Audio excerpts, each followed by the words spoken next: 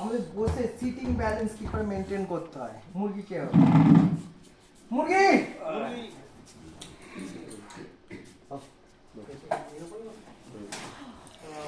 এটা এই এই জিনিস কি নিতে হয়, এবার এর উপর পেশেন্টকে এর উপর বসে দিয়ে দেখো কলামলা করবে, বুঝতে পারবে।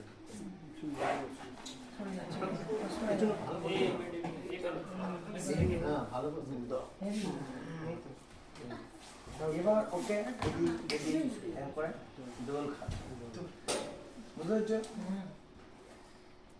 যদি স্লিপ কেটে যায় তাহলে খোঁচা খোঁচা গুলো ব্যালেন্স করার জন্যই করা হয়েছে। পেশেন্ট যদি সব নিজে নিজে করতে পারে তাহলে আমাদের আর ডাকবে না, ঠিক আছে?